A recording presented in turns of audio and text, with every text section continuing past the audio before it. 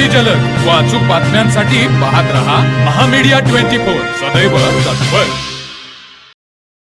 नमस्कार, मी शुभांगी पाटील. महामीडिया 24 मध्ये आपलं स्वागत आहे. पाहूया आजच्या हेडलाईन्स. सांगलीत मोटरसायकल चोरी प्रकरणाचा पर्दाफाश, सराईत चोर अटकेत, 3 गाड्या जप्त.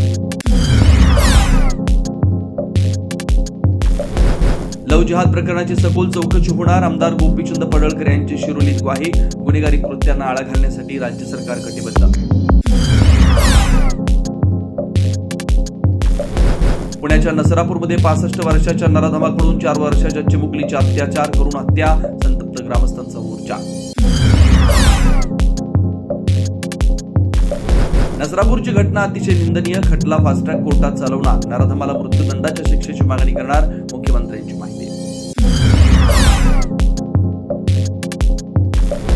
कनेक्टिंग लिंकवरील मुंबई पुणे मार्गिका अखेर खुली, दुपारी 12:40 मार्गिका खुली, मुंबई पुणे प्रवास सुसाट.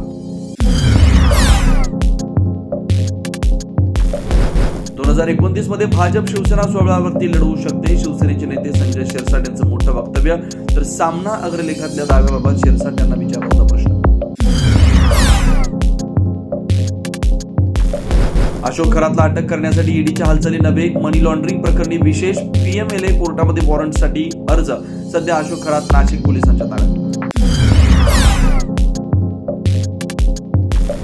आणि देशभर मोबाईलमध्ये आपत्ती व्यवस्थापनाचा चाचणी संदेश, पूर्व कल्पना नसल्यामुळे सर्वांना कुतूहल, आपत्तीच्या काळात विभागनिहाय संदेश देणं झालं सोपं.